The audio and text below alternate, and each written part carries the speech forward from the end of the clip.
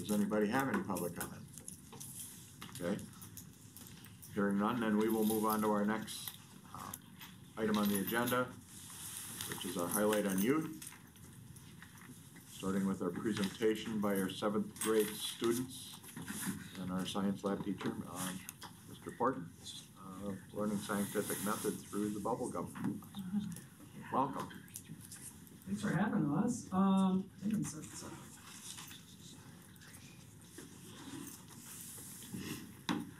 So I'm Mr. Porton, Ian Porton. I teach 7th grade science at the middle school. To begin the year, we started focusing on what is a scientist. I started asking the question, what do the students think they imagine who it is and what? And what they discovered is that a scientist isn't just someone who has a piece of paper. Someone that has crazy hair, someone that uses experiments and chemicals, right? We're all scientists. We've been scientists since we were little babies, right? Trying to figure out, how do I get food? How do I get from here to there? Through that, they then discovered, well, how do scientists, or what do scientists do? We look at different experiments, talk about different ways we can use our senses to observe something. And then it goes to, how do we present this? And in that way, we present our scientific method. Now, I can't take claim of the idea of the bubblegum lab. That came from my mentor, Brian Millar. But he gave me this idea of using this for introducing our scientific method. Control and what's that one on the top? The little box at the top with the arrows in the corners. There you go. Nice. Okay. So today, so the groups, the kids at SCC Middle School, all were in teams. They all decided to do this bubblegum lab. I presented 4 different brands to them. It was all on them to develop a hypothesis on which brand would blow the biggest bubble. It was all on them to develop data tables and graphs to show their measurements. And this presentation that we have today is 2 students who did a wonderful job. And there's so many more I could have picked from, but obviously we don't have enough time. So here's 2 students in my 7th grade class that did their bubblegum lab. Evan and Laura.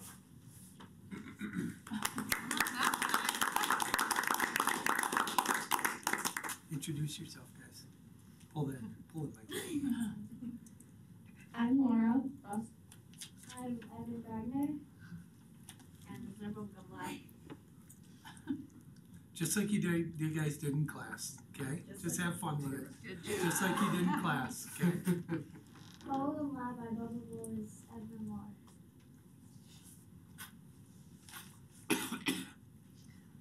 Evan and Laura both wore bubble measures, recorders, and measures for each other. We chewed the gum until it was satisfactorily soft and blew our bubbles with each gum frame. Before we start, we acknowledge gum is chewable that many children annoy their teachers with by blowing beautiful bubbles that pop all over a now messy person's bubble gummy face. It tastes sometimes gross and sometimes good. It will taste and smell like the color pink. Bubblegum can be sugar-free and come in many colors and flavors, like bubblegum. Bubblegum is sticky. You can remove it with your hair. You can remove it from your hair if you want. Our problem is that we don't know which brand of bubblegum will produce the largest bubble. Our hypothesis is that we think Bazooka bubblegum will produce the largest bubble because it is thick and high quality.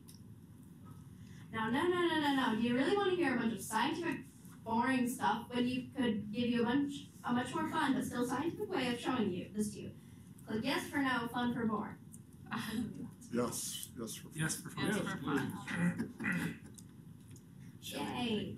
Okay, we have 4 contestants competing for the largest bubble. Hubba Bubba, Double Bubble, Big League 2, and a hopeful one of Bazooka. Really win, only testing was hell. Bubble Blowers Laura and Evan, both magically recorded in blue. Our first is Double Bubble. Double Bubble seemed very biased on the blowers as he made them. Impressive 2 centimeter bubble for Evan, while leaving Laura the dirt 0.75 centimeters. Let's see what more of the other contestants can dish up for us. Second contestant is Hubba Bubba. Hubba Bubba liked Laura more than Double Bubble, but not quite enough to give him more than Evan, who got 2.33 centimeters, and giving Laura a small bubble of 1.6 centimeters. Who's up next? Next is Big League Shoot. BLC also seemed to prefer Evan with a bubble reading 2.33 again, and Laura with 1 centimeter. Lastly, our favorite Bazooka. Bazooka enjoyed Laura with a 2 centimeter bubble, but still favoring Evan with 2.5 centimeters. Let's check out the charts for who is the biggest bubble. Our very impressive chart. I know, such high statistics. I'm red, Evan is green, and this is just the data. In conclusion, Bazooka blew the biggest bubble, and we hypothesized that it would. So our hypothesis is correct. The independent variable of the lab was the brand of gum. The dependent variable is how big the bubbles grew. Two controlled variables of the lab are the people blowing and the way we measured the bubbles. Something that would make this lab more scientific or accurate is trying multiple pieces of one brand to see if there is a difference. Thanks for watching.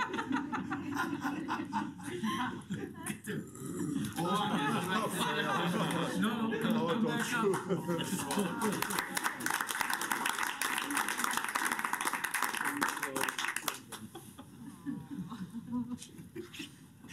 Any questions for Laura and Evan?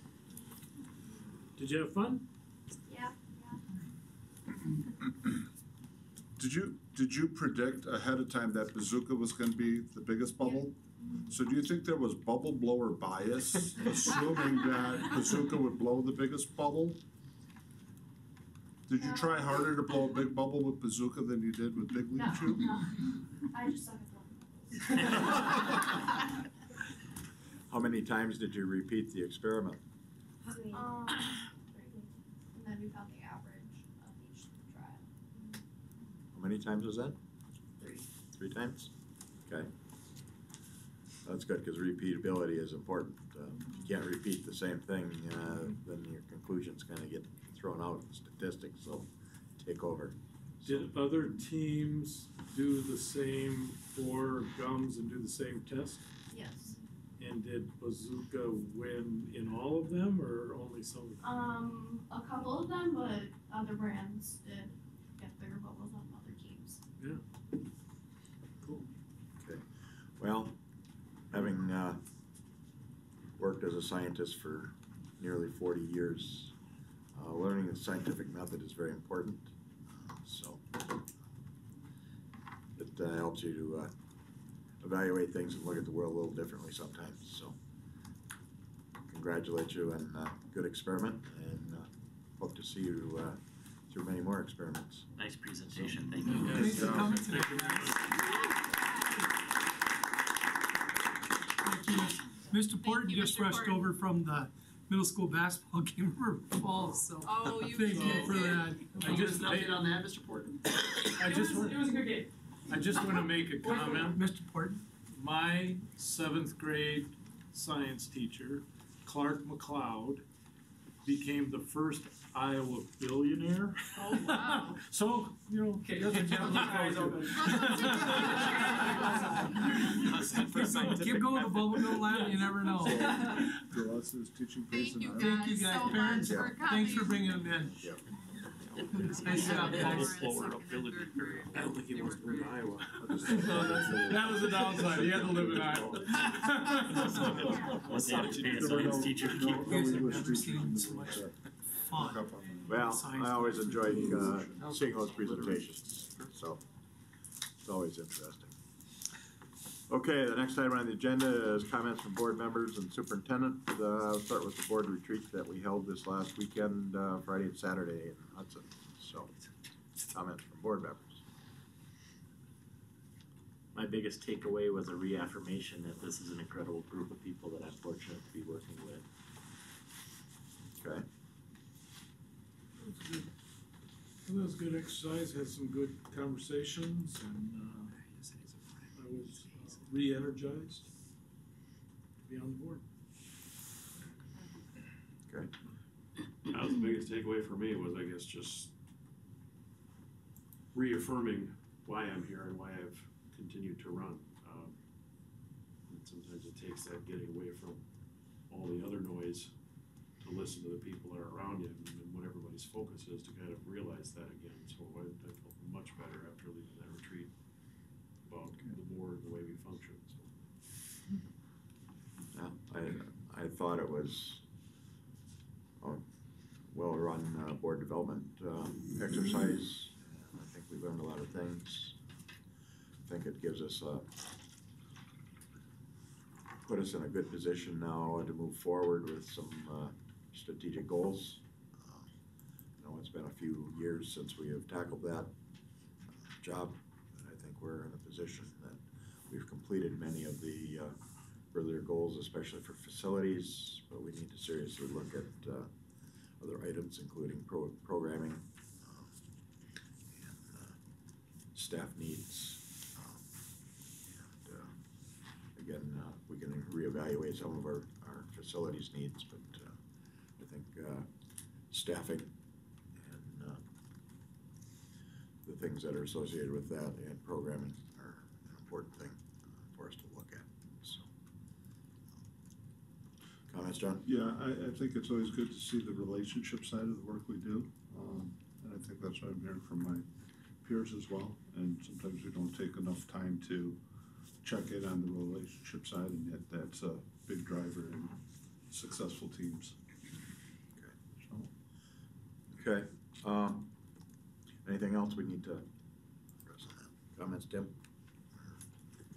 Reiterate what everyone else said, I agree. One of my takeaways is that we need to get some dates in the calendar to continue the strategic vision and strategy stuff. We don't wait for some urgency, we just have to create the urgency to make that happen.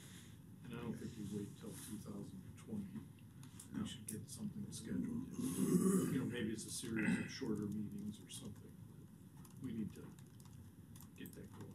That's what I wanted to ask when I get to the district needs priorities report, kind of what next steps the board would have. Okay.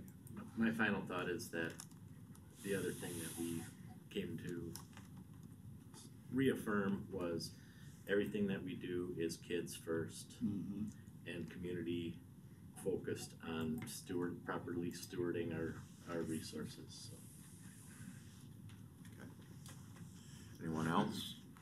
Other than that, I want to thank everyone for taking the time and effort to participate in that. So it's really appreciated. We haven't done one for about 5 or 6 years, and so it was nice to get everybody together and essentially find everybody is still focused on the primary thing of this job, which is our focus on our students. And for the record, it was about 11 hours worth of meetings. So. Lee did a really nice good job, I think, having him facilitate, enabled all the voices to be heard and different perspectives, and he was, I think, I would welcome his participation as we did other things. He did a really nice job. And having it off-site was very important, I thought. I think that was helpful too. Because there's another voice, I guess, just added to the pile that we've heard before, and it starts to sink in after a while about, I have no experience with any other school boards, period. But to hear of, from yet another person who deals with multiple boards, to hear of the dysfunction that's out there, where boards just can't focus on running a district and doing what's best for kids, you know. I mean, we all have our own views and our own, I wouldn't say personal agendas, but personal goals or things that we think are best for the district, but in the end, I think we're a pretty united board, so it's nice to hear that from yet another person of the dysfunction that's out there, unfortunately for the other districts, but it's not here, so. I think he said he's worked with 40 different school districts, so he's seen a lot of boards. Well, he's done this with 40, and I think he said that he's had serious contact with 100 and some districts, so. Good. Well, thank you all. Moving on to the next item on the agenda, our Wage and Benefit Committee brought this up, trying to see if and when we need to schedule our next meeting. Well, I think there's still a lot of other work that needs to be done as we're sorting through the all staff. That's not all done, and I would hate for us to lose momentum as a committee. You know,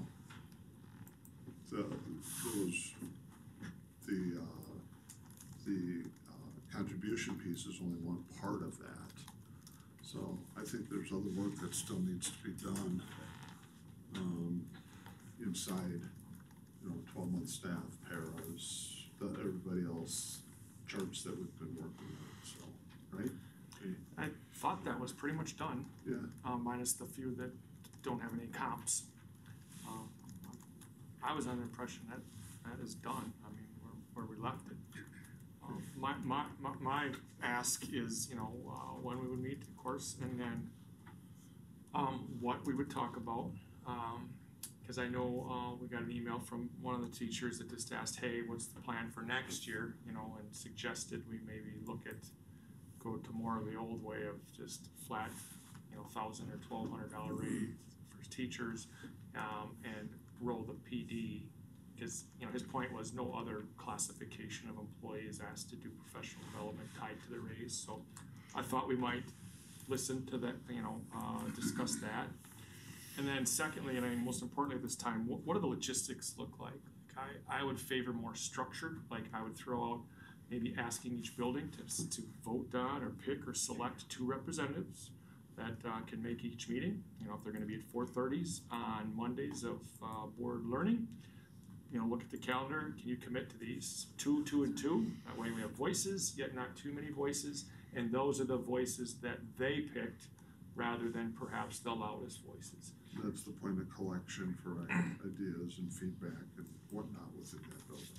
And then there was a, point of contention over when they're invited and when they're not, and maybe we just say they're all open, and you are invited everyone, even when it doesn't pertain to you, perhaps, I'm not sure.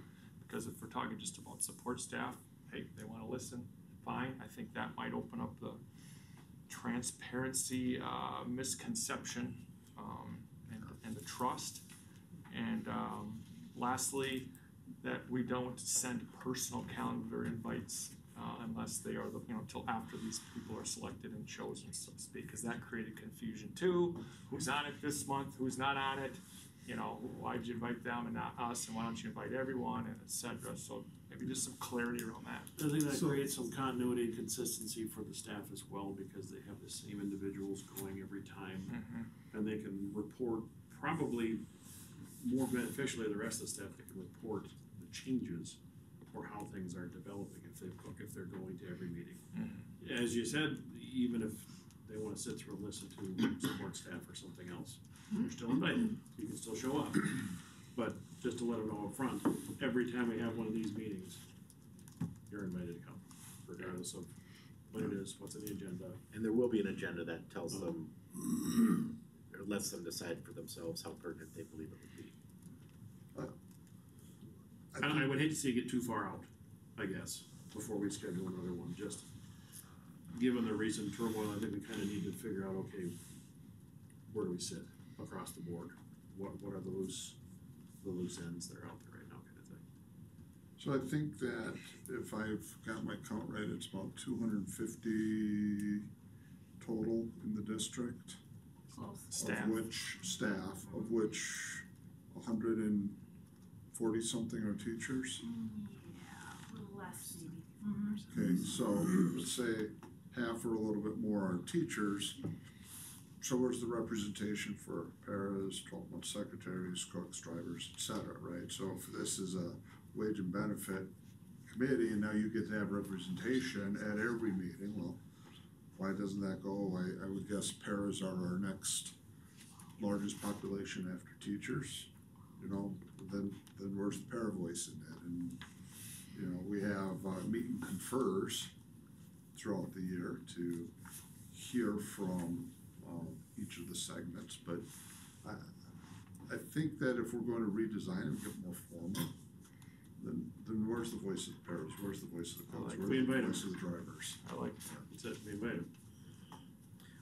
With the caveat that the teacher compensation package has been the driver of the rest of the compensation, historically anyway, so. Well, I think having a couple of representatives will, if the teachers would agree to, would give them a voice, but it would also give them a contact to find out what's going on. Since they are open meetings unless they're otherwise posted, anybody that wants to show up can show up. Doesn't necessarily mean they have to be given a voice. That's up to the committee. But That probably needs to be made clear up front. Is that they are open meetings, anyone is welcome to come and listen, but if you are not on the committee, you will probably not have direct interaction with the decisions or the discussion that's happening. Otherwise, as you said, you get too many voices in a room, everything gets muddled. Inefficient. So, I'm gonna voice a contrarian view. I would say that the Wage and Benefit Committee as constituted worked really, really well as we developed the alternative compensation model. We agreed on guiding principles. I thought it was a give and take where people talked and then they went back to their buildings and brought good input. The last exercise did not serve us well. The voices in the room said, yes, move forward. They did not reflect the people in their buildings.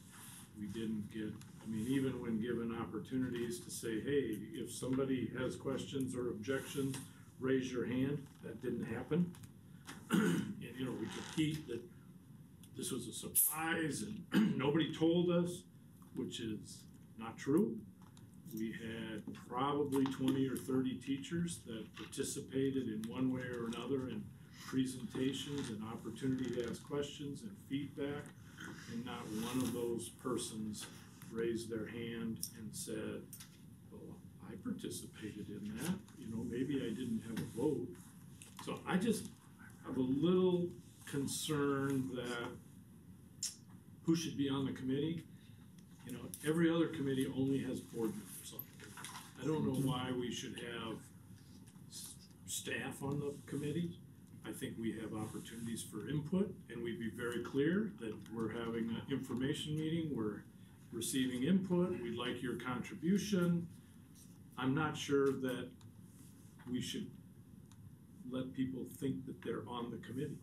It was unclear. We really did operate for a few years on a consensus basis.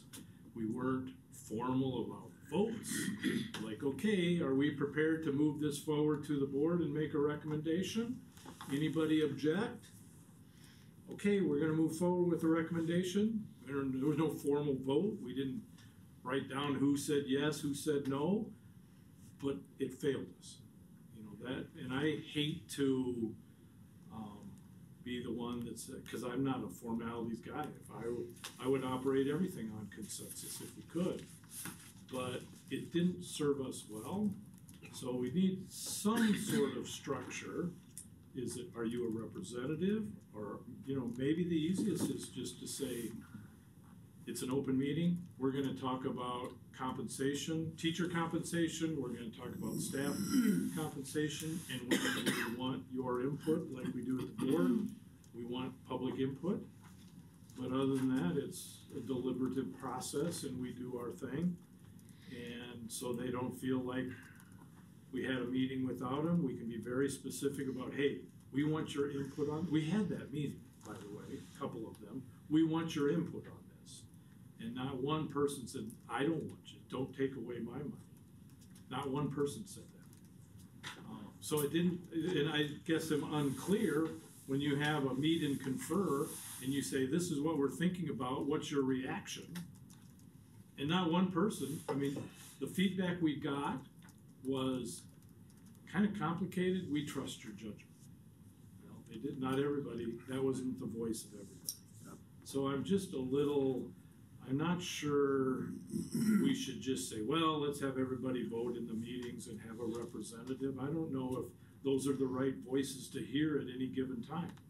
I think it's better to say there's lots of constituencies amongst teachers, amongst paras, whatever. There's lots of different constituencies. The board is interested in your input, and we're gonna have a meeting for the purposes of, telling you what we're thinking about and wanting input. And not necessarily, we're the ones that are elected. We have to make the choices. So I don't know if it's fair to say, well, teacher, you were in the room and voted for it. No, you weren't elected. It's not fair to put the burden on them that, so I don't know. I don't really want to make a hasty, reactive yes, let's do it. I do think we have things to talk about, like compensation next time. Like, what are we gonna do with staff if we go towards a completely alternative? If we were able to get more money through a referendum or otherwise, what that would look like. We've presented that model and nobody said yes or no. But, I just don't know if we have an environment right now that allows open and honest feedback. For whatever reason, we aren't getting feedback. And I don't necessarily agree with that some people just give us the money. I know that that's a few loud voices, but one of the reasons we did that was because we got young teachers that make 40 grand, and if we just give everybody $1,000, those young teachers are never gonna catch up. And the reason we did education was to give younger teachers a way to get ahead of the curve. And so that was a big thing, that you got a family of 4 making 40 grand a year, our starting salary, they qualify for food stamps. And how are we gonna move them up the salary scale? And we use the education as a way to move them up more quickly. Now, we only have $150,000 to spend on raises any given year. So we have, and it wasn't the board that said that. It was a very involved process. We went through guiding principles. It wasn't just a reactive thing to one person. Now, when a few people didn't get raises because they didn't take continuing ed, they came and said, well, I don't know if that's fair. So then we adjusted. But I don't know that we should just react to 1 or 2 voices. I think we need to really say, hey, you need to tell us, because we can only do things if you tell us what you're feeling, and do it in a respectful, thoughtful way, kind of before we make a decision as part of the deliberative process. So I'd just be the contrarian, that I'm not sure it was the right thing to do to have a committee of everybody. Suggest that they had a voice when a vote, when they actually didn't have a vote. We allow them to participate in decisions by, is everybody okay with this? And we had people, in that process when we were talking about, okay, how much money you're gonna get for just showing up next year? We started at 0. And then we went to 400, 600, that changed as we got input from different people. Like, well, 400 isn't really meaningful. That's $50 a paycheck. Well, how much is meaningful? And, we had a conversation to get to that point. But we still followed our guiding principles that we wanted to encourage professional development, and we wanted to move people up the salary scale faster. And how do we do that? So, I just don't want us to be reactive and just say, well, let's change it. And there's other, we're the only group that's made to do this. There's also other benefits within that group as well, right? There are things that our teachers get that our paras, cooks, and bus drivers don't get, like some more cost of insurance, right? I mean, we know our paras and trucks and bus drivers pay a higher premium for their insurance on a comparative basis than our teachers. And there's proven benefit to continuing ed for teachers, benefit to children. So Jeff, I said this in a different day, and I thought I heard it back differently. I said, why are we not just a board committee? And I thought I heard back, well, it's important to have representation. I actually would like what you're saying is, there are times when we need input. Sometimes you want inputs from your cooks and bus drivers and 12-month secretaries and administrators, and invite who we need the input from as we're doing specific bodies of work. The committee is the committee. And our deliberations are open to the public. They can hear what we're talking about. But it's not all those in favor of this idea on how to spend this money. It's like, then we have to have our chance as a committee to decide what we think is best to bring forward as a recommendation to the board. Again, it's not the committee's decision, it's the board's decision, and we have to represent out what was our options, what's our rationale on the recommendation, but I'm not opposed to how you're saying it. And we created expectations when we sent out a meeting note or a notice that said, hey, you don't have to come to this meeting. We set some expectations that, you know, hey, we are talking about stuff that we want your input on. Well, those particular meetings weren't about you. They were about secretaries and janitors, but because we had created this expectation that everything's about them. That we are the committee and now we're not the committee. Right. So I just think we should be careful about the expectations, and it's not my intention to exclude input. We need that input. We needed more input than we received in this process. But somehow we didn't get that input that was necessary for us. So I would prefer to say, board committee,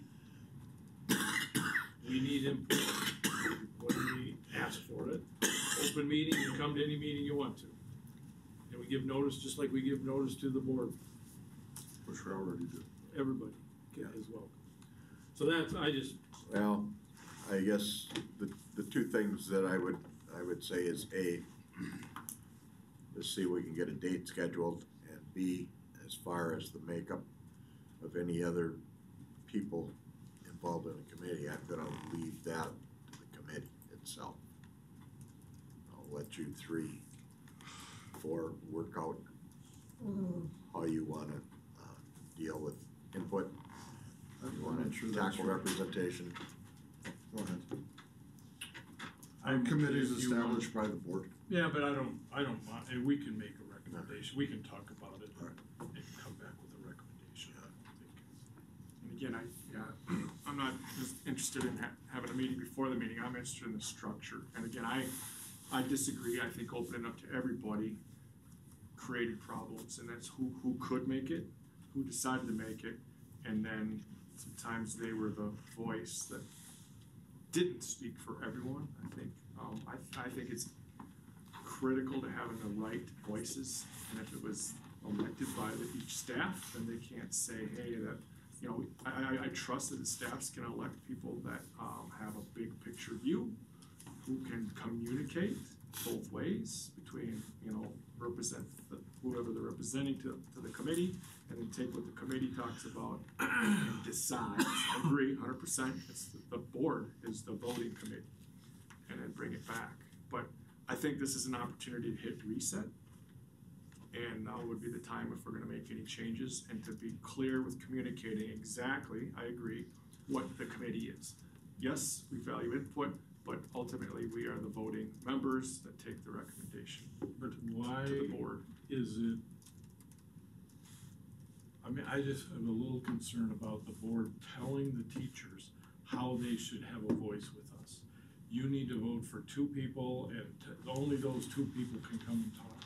I don't know if that's, I mean, we don't have unions, so, you know, for 15 years, I was a union guy that talked to the union. It was way easier to talk to Jim Ehlers, because all the stuff that we deal with 50 people in the room, Got vetted to Jim. And that happened behind the scenes. I didn't even know there was any controversy. He came and said, we've talked about it, and these are the 5 things that we want. And I know somebody else wants something different, but it didn't percolate up to us. Would you say that certain people on that committee that were involved with the loudest voice were a big part of the issues? I really don't believe that. I mean, I know that there were loud voices that impacted decisions. And I don't think they represented their whole staff. No, I made agree. it very clear after how they were represented. But I guess my filter is good enough to hear the quiet voices, if I hear the quiet voices. If the voice never gets to me, there may be a quiet voice in any one of those buildings that, as a board, what's best for the district, we ought to consider, and it doesn't have anything to do with whether you're the loudest or the elected representative from the building. We need to hear all of the voices, and so we can appreciate the 10 different or 150 different perspectives, because we have to balance what's, I can see 6 20-year teachers getting elected, and they have a different perspective than a second-year teacher does too. So I'm kind of with Jeff that you leave it open, and whoever's interested comes, and we ask for input when we ask for input. However, in the agenda, not every meeting is going to necessarily be an input session. No. Right. So when we need input, you put it on the agenda. We're seeking input on this topic. If you're interested in sharing your quote-unquote public comment on it. And on the agenda also, you're saying when it's germane to their situation, so they might come and be an observer. But if you are talking about a different group and none of the teachers want to come or none of the parents want to come, that's their choice. So we either need to have an idea of how many people are gonna be showing up, or we just schedule it in the high school lecture lab every time and show up if you wanna show up. And by the way, this agenda does not say we're looking for input, so shh. Listen all you want, but this is not a interactive thing tonight. This is not looking for input. We're just discussing stuff. We're not hiding anything. We can listen to everything we've got that we're gonna discuss. But if we don't know how many are gonna show up, we've gotta have space big enough for 140 or whatever it was that I just heard. SRO. Well, that's one of the reasons I'm asking you guys to get together and decide how you wanna run it, because if the board's looking for recommendations from the committee, then it should not be the entire board that's telling them how to run the meeting. well, let's When we're looking for have the wage and recommendations. benefit committee meet at the next board learning and before that meeting, and we'll talk about this. Yeah. I think we need to If have you're an looking- announcement to everybody that says, here's the way it's gonna work. Okay, there will not be a board learning session before the first part of January, so. December 9th is the only board meeting in December. Do we want to do it on the 9th? Large group instructor room, talking about proposed alt comp for all staff. I'll work with you guys then. Think about it. Yeah, Pam, I'll work with you three on setting the agenda and a date. I'm actually not gonna be in Montana on the 9th. Cindy just made reservations. I won't be here on I the think it would be good not to meet them. And then, again, at that meeting, just a reminder that board meetings and committees of the board meetings are meetings held in public. They're not necessarily public meetings and full input. There's a difference. And Jeff, my I'd like to purpose hear is you. not to discourage input.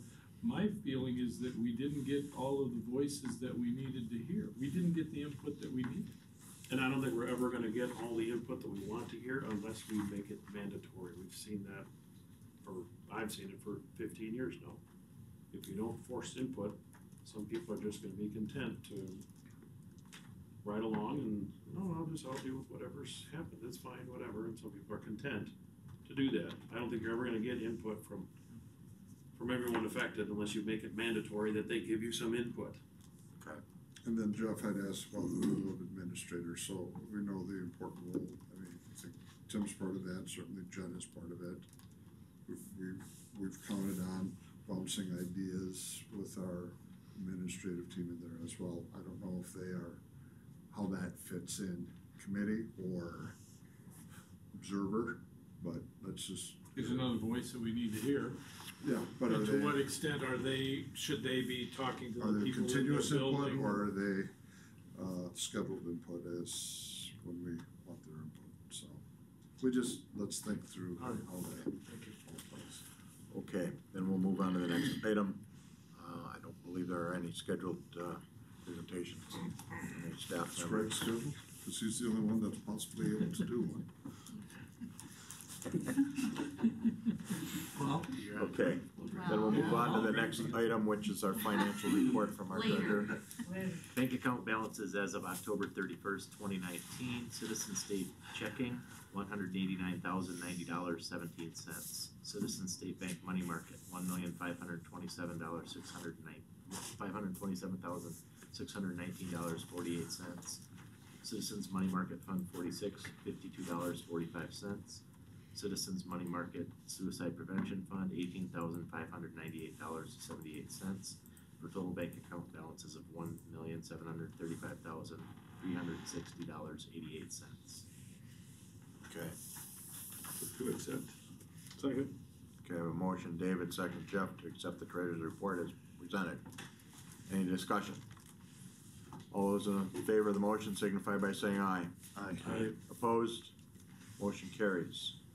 Okay, the next item is our consent agenda, which consists of approval of meeting minutes for our Wage and Benefit Committee meeting on October 7th, our board meeting October 21st, our Wage and Benefit Committee meeting November 4th, our board learning meeting on November 4th, board special meeting minutes from November 11th, approval of the bi-monthly bills, approval of resignations and retirement. We have Lindia Hansen as resigning as our full-time middle school destination imagination mentor. Paige Niram as our full-time 7th grade ELA teacher. And Chris Buckle as our JV wrestling coach. Also approval of appointments, contract modifications. Christina Bauer as a halftime bookkeeper. Jenny Chica as our .78 middle school destination imagination mentor. Gail Weniger, moving from 7.5 to 7 3/4 hour middle school special ed para. Teresa Sweet is our 7.5 hour 4K paraprofessional. Michelle Gordon is our 7.5 hour middle school special ed para. And approval of contract or curricular modification request from students to enroll in full-time and part-time virtual ed courses, which consist of 3 part-time and 2 full-time requests. Move approve. Second. Okay, I have a motion, Jeff, second David, to approve the consent agenda as presented. All those in favor signify by saying aye. Aye. Opposed? Motion carries. Next item on the agenda is our student enrollment update. November 19, students in seats. Official count is 1,598. Our free and reduced lunch rate dropped off after the grace period, dropped down to 19.16% students on free and reduced lunches. And the bottom right-hand corner, just want to bring to your attention the virtual charter school. Those are open enrolled students attending virtually. It's at 159. Couple that with our 27 full-time in-district. That is 186 students participating in virtual school full-time and 44 part-time. Okay, any questions on the student enrollment? Is that, what's the plus on virtual, Tim? Is that like another +6 this one? I think it was 156 last month, if I remember. In the minutes this morning. It was +3. Keeps going up. Okay, any other questions? You can see where it was last year this time, 107. Okay, there are no more questions, then we will move on to the next item on the agenda, which is our 2018-19 school report cards presentation by our Director of Teaching and Learning, Mr. Nick Bean. Welcome.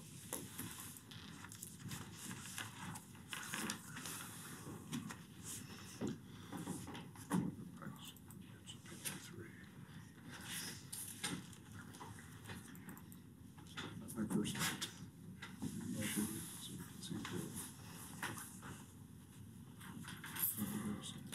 A lot of newspaper articles coming out today speaking of other schools, you know, and where they're at. And I noticed we do not have a reporter here.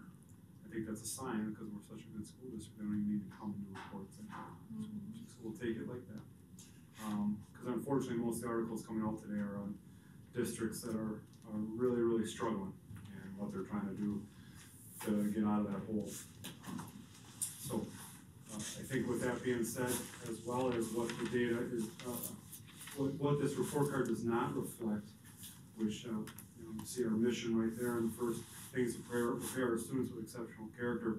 This report card doesn't speak to our PBIS program and the work that our principals and staff are doing with our students and the type of students they're producing. So I think it's really important to keep that in mind, as well as that this is a summative assessment from last spring, right? It's in essence dead data in some way, but we still use it to drive a lot of our discussion and action planning and work with our staff.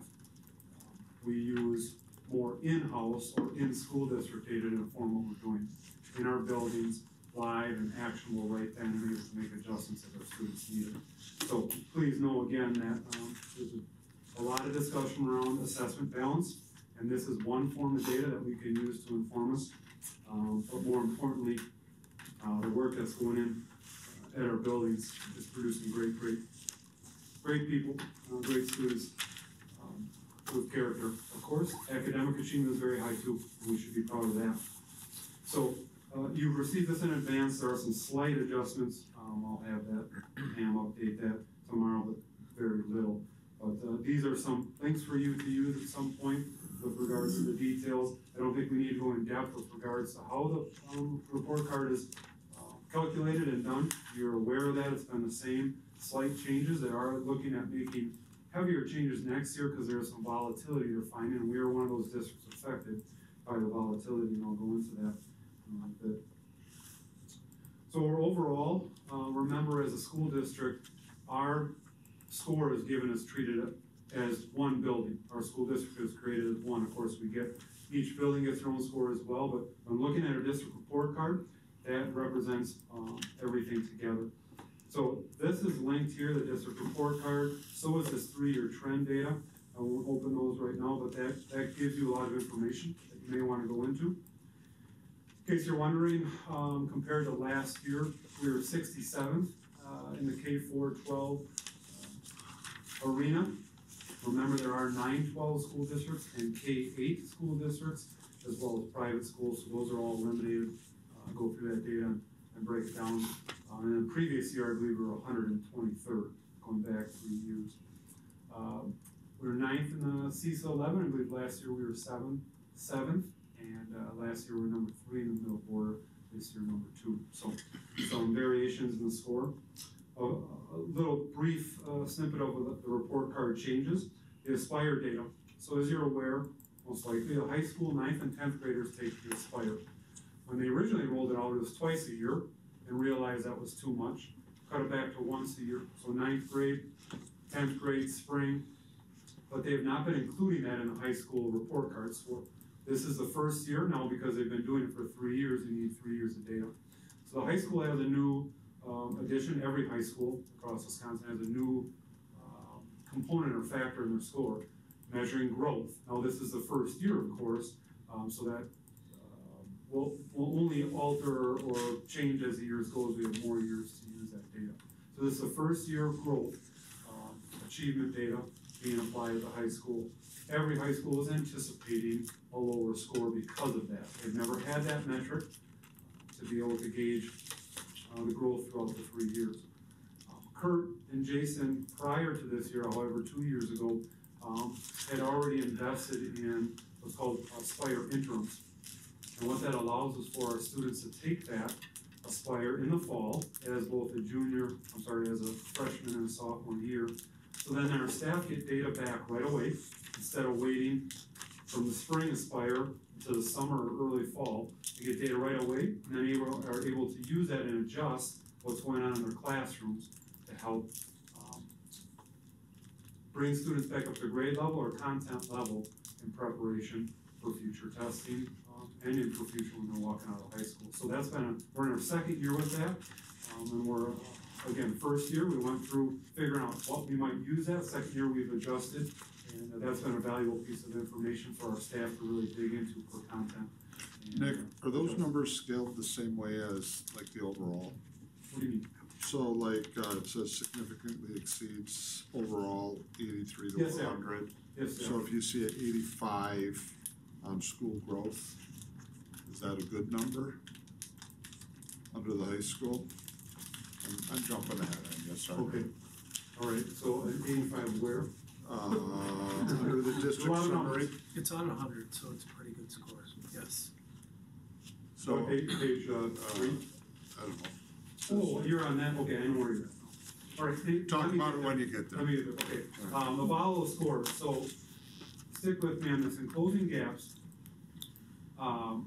due to the adding that growth in the high school, so using the Aspire scores, as well as you can't control the student group sizes. So what that means, you have to have a cell size of 20 before you can get a score for certain student groups, let's say special, students with special needs, right? You have to have above 20, otherwise it might be too easy to identify what students did what in a public release. Same thing with EL students, same thing with economically disadvantaged.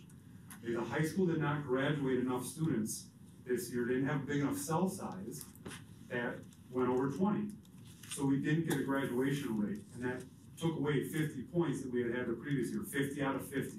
That had really helped our score in previous years. That creates a volatility, and the state is now aware of that. That's a problem. And so they suppressed some data, but they're working on trying to make a change with that. So two things, the achievement, the Aspire and the growth data with that, and that situation there where we didn't have a big enough cell size, big enough, or even super groups, so we didn't even have a combination of economically disadvantaged, EL students and special education above 20 graduate to earn those points. Did all those students graduate? Yes, they did, but it was below 20. Just like the previous year, we were over 20, all those students graduated and we got all those points to factor in. So yes, I shake your head, I shake my head at that as well. It's, and the state has recognized that, so we're working for that. So just wanted to point out why, in high school, drop potentially from an 88 to 82, those two factors.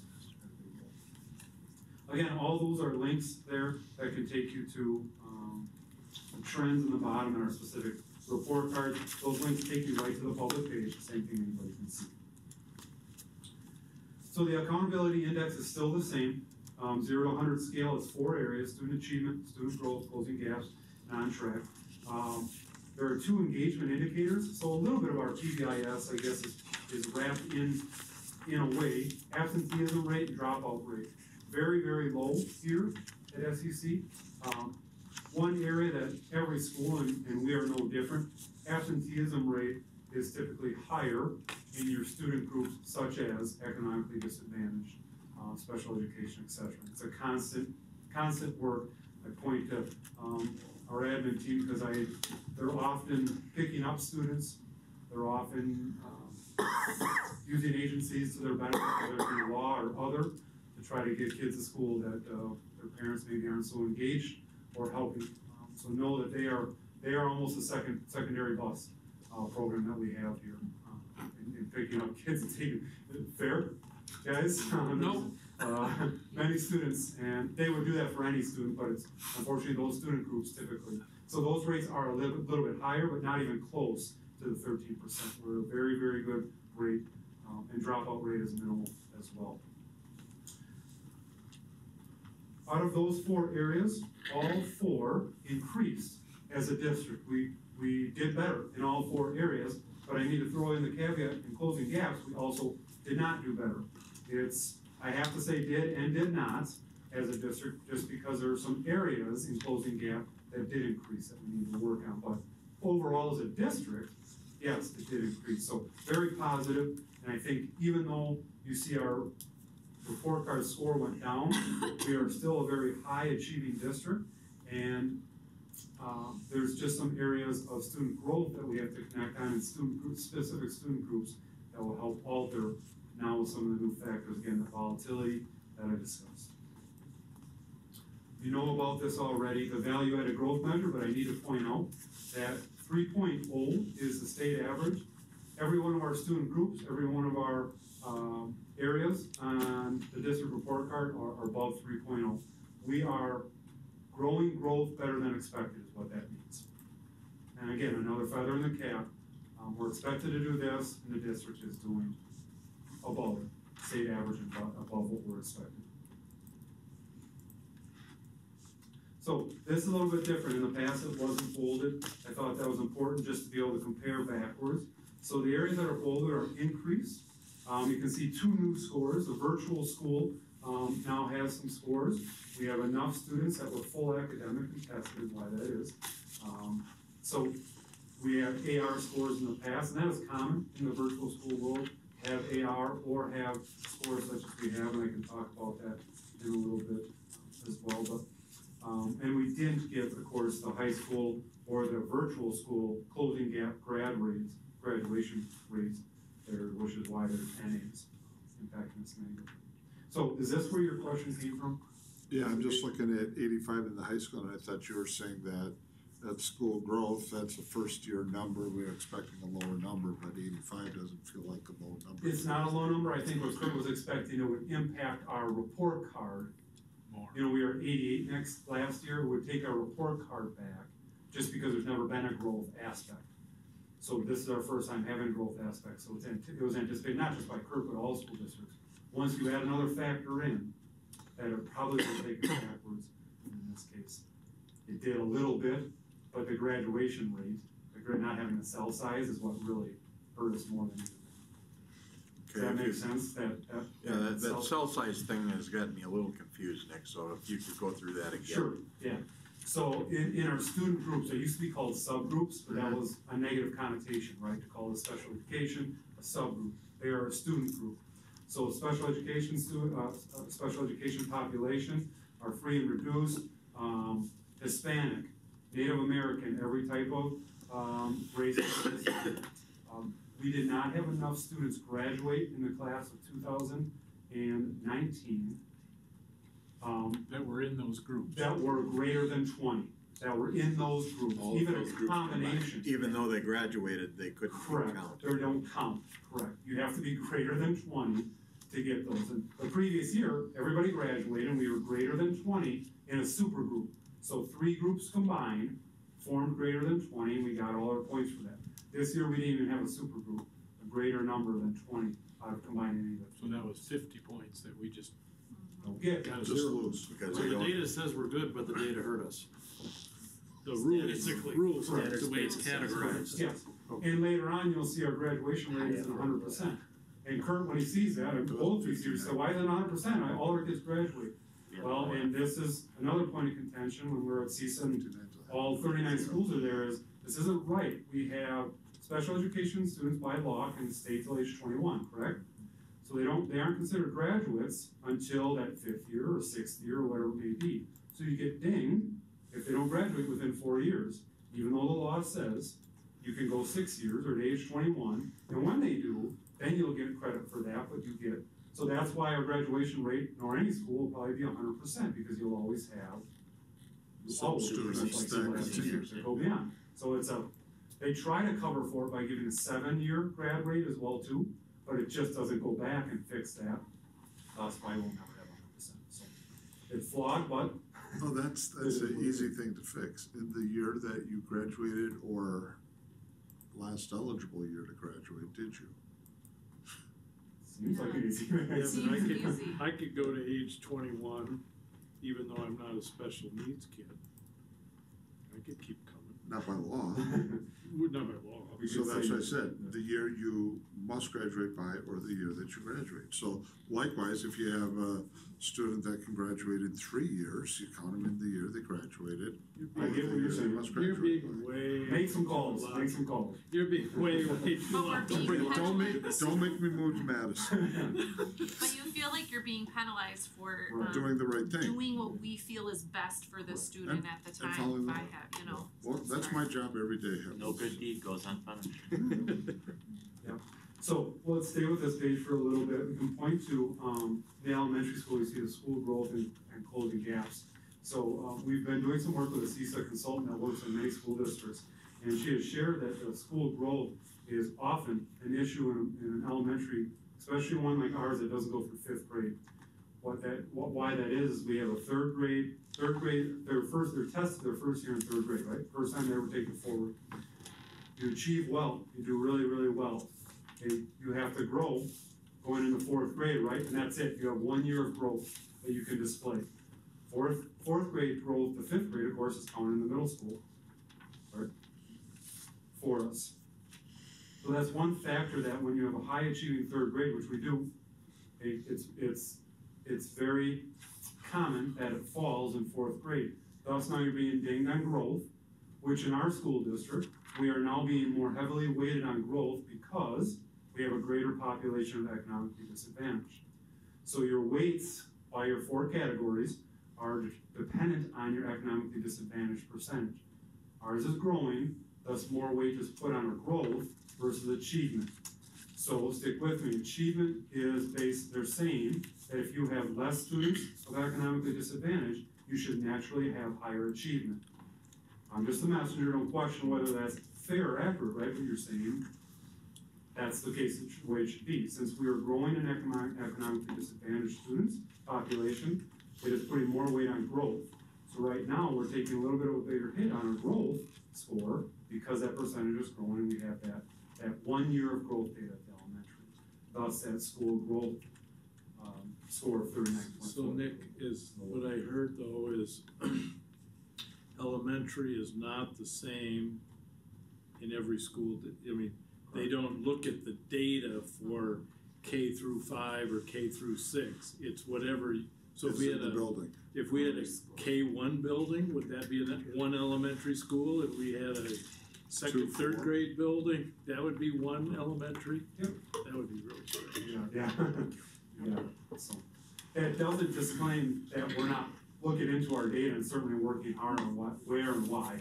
So I want to make that very clear that every one of us, just like you, take it very seriously that our achievement, our growth, and our gaps and such. So know that this was anticipated a little bit, especially by those that work hand in hand with it, that our growth score, the achievement score would be a little bit less. So do you get the bounce in middle school that you expect to see, knowing that we have high achieving third graders?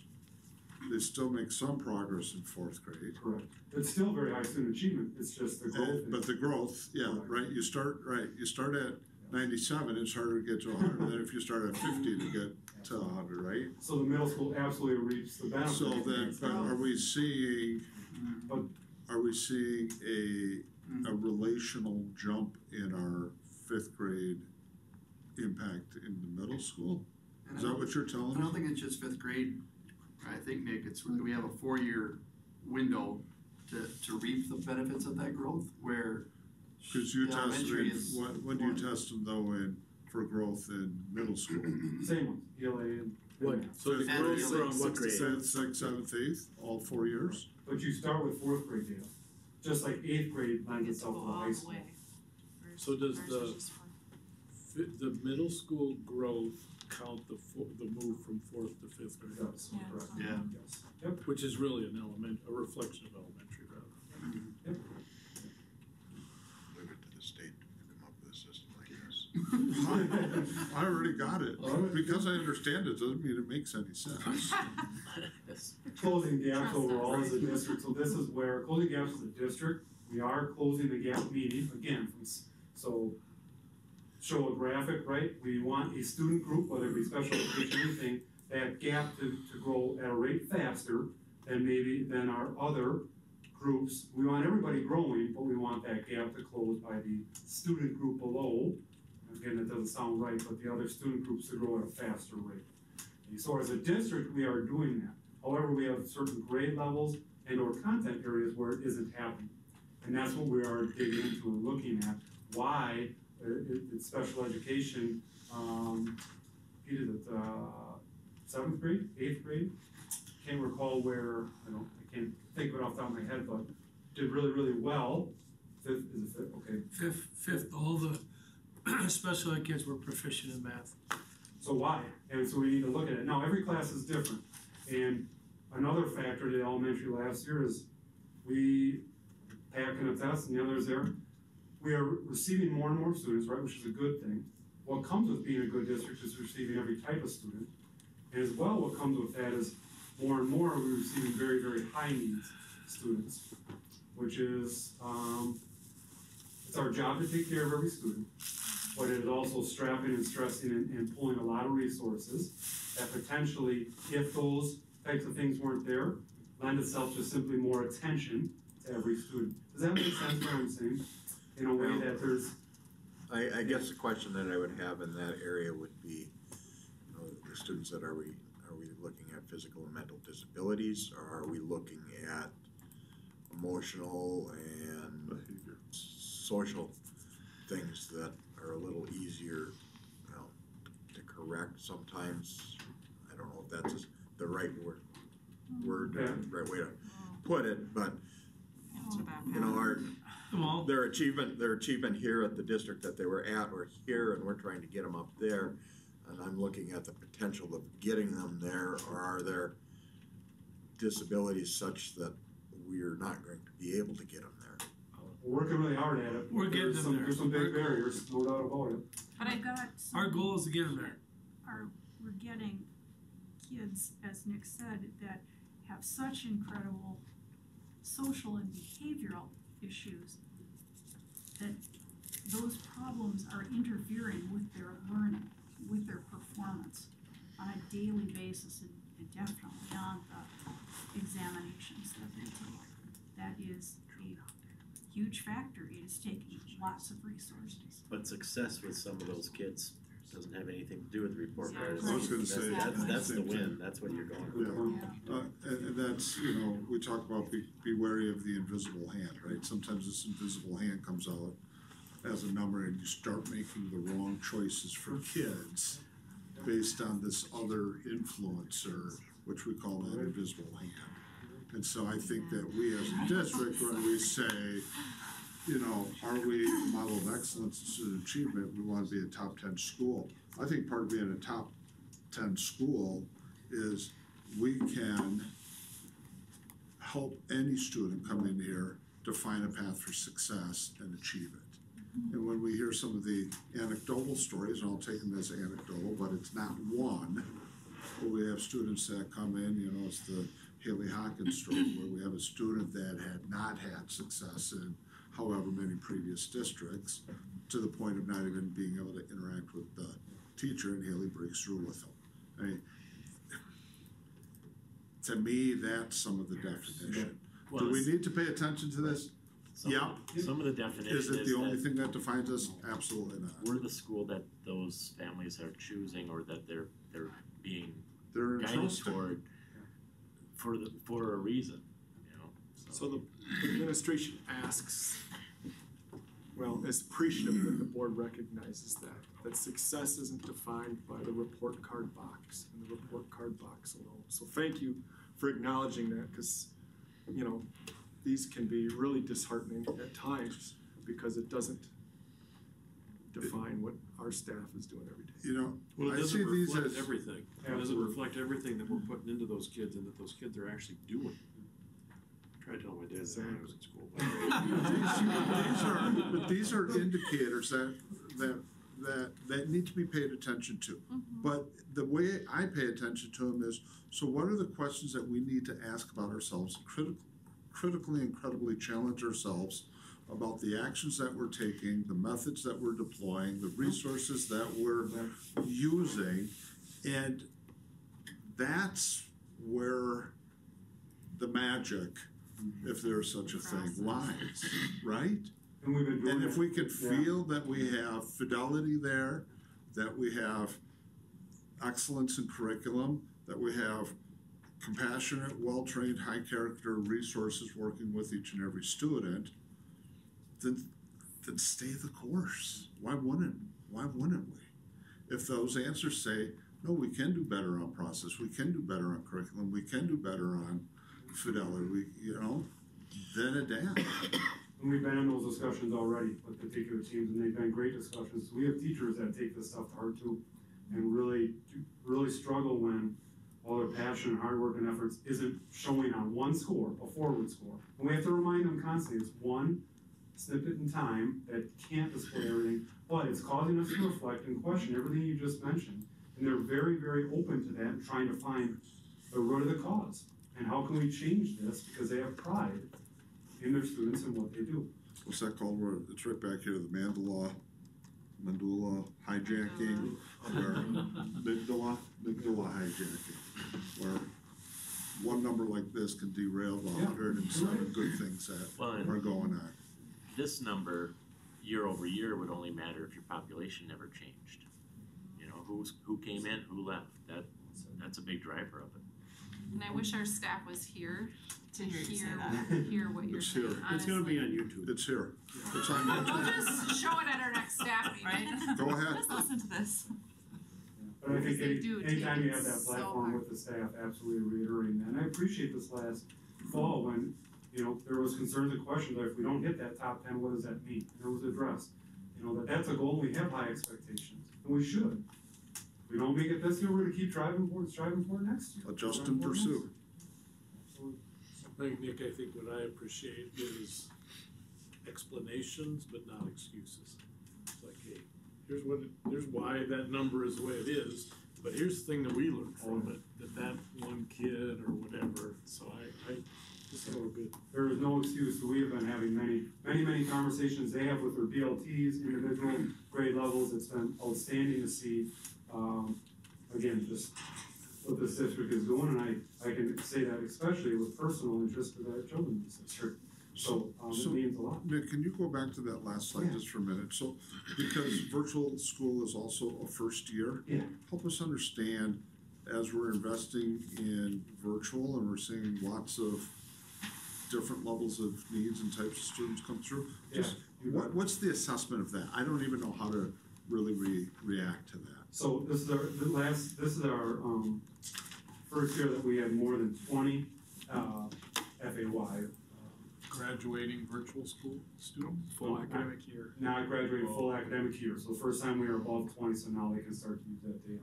But Steph and I have certainly been in conversation again, because she owns this and wants, just as much pride as anybody else.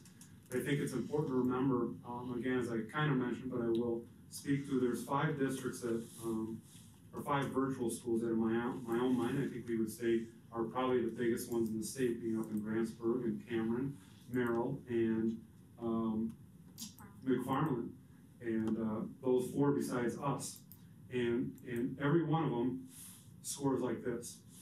And why is that?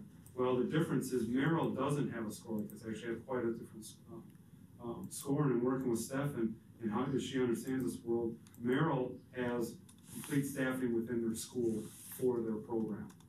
We have kind of hodgepodge, right? Logan Kimberly an hour here and John Dackman an hour here.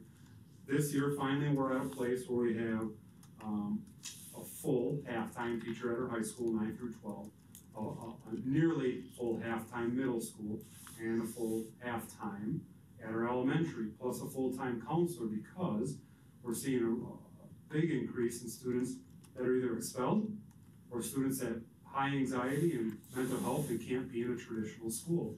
So we're taking students that already have some known barriers, right, and some other things going on in life, and we're saying we're gonna serve you and offer you an education that's gonna to get you to that ultimate prize of that piece of paper, walking out with a diploma. And it's not simply to get that, but that is one minimum thing, right? We want high achievement out of the group, but right now, that's not that's not where we can go. That's not the first step right now. It's working on, like we're doing right now, FastBridge finally. FastBridge is gonna be a new term to you, but that's a K-8 progress monitor, benchmark and progress monitor. We've never had that with our virtual students, meaning when we accept them, K-8, it's high school as well, but we don't know how to use it yet at that building, and we're trying to figure out. Many high schools do not have a benchmark and progress monitor. But at K-8, students come to us, we can take a benchmark to find out, because we didn't know their history, right? We didn't control their past. What do they have? They might be coming in as a 3rd grader, but if they're at a 1st grade level, now we can figure that out. Now we can address exactly what they need. We can find their gaps and serve that. They didn't have that previously. So that's one simple step that we're looking to address.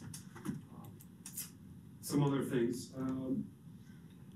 We have ACT prep at the high school, first time. I say that with the state testing. I believe my number is 51 out of 123 students last year, that ring the bell, tested.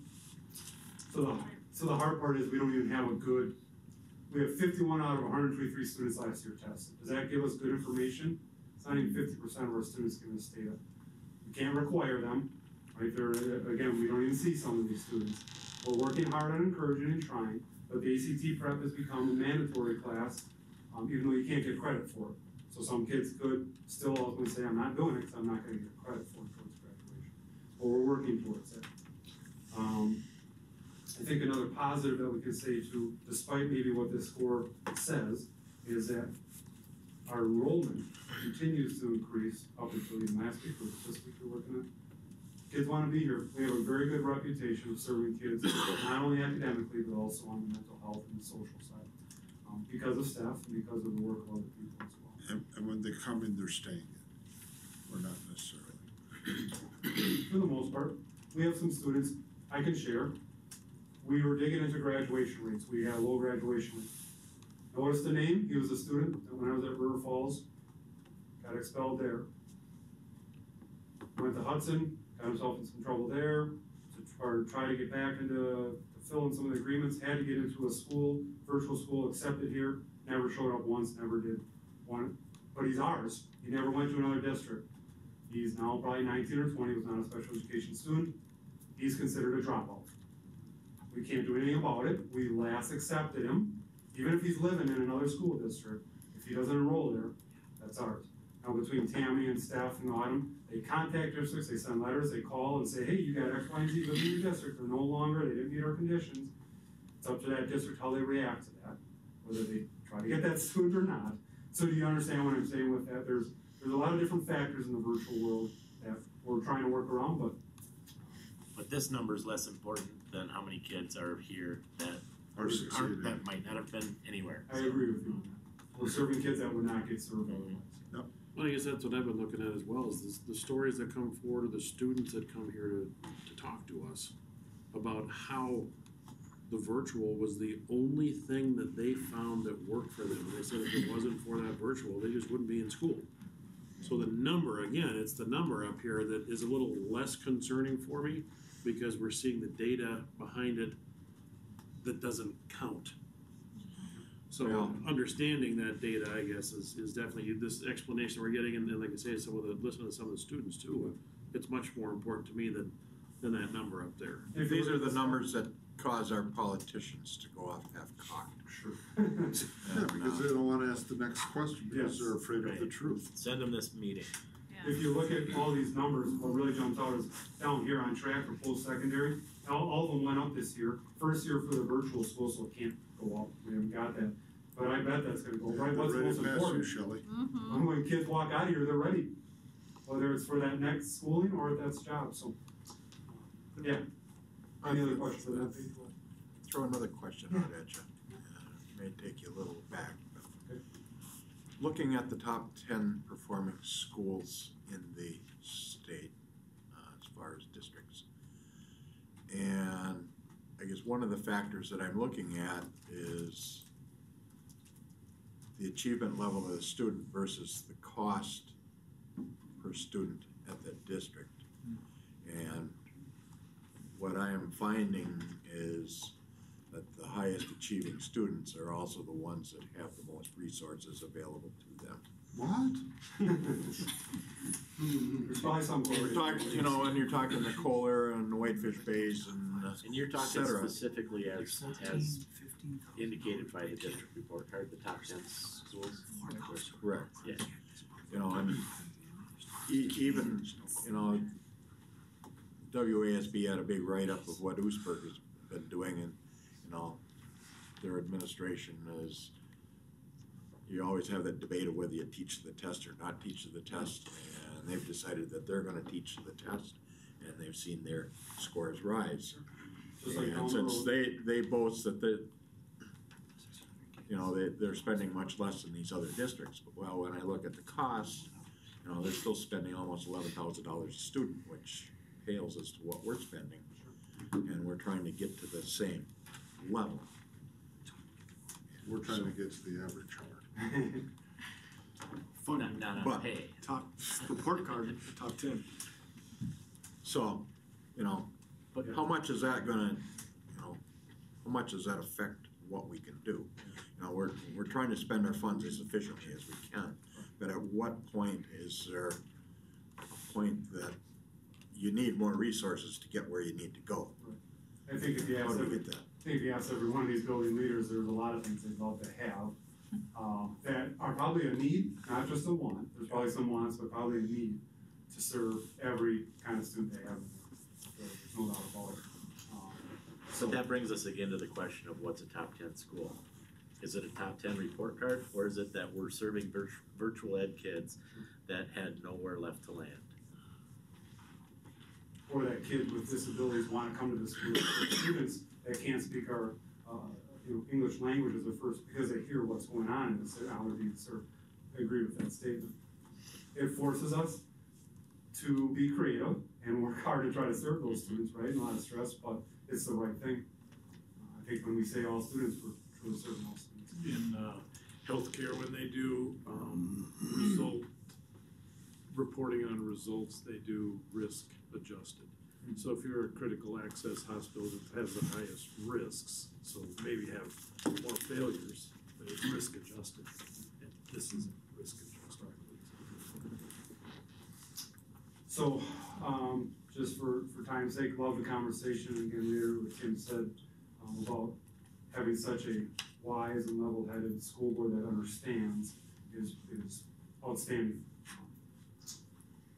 But to move through these, you can see and read, again, our district scores are well above state scores, increased percentages in certain areas, and unfortunately, we've also increased the number of students in some below basic categories.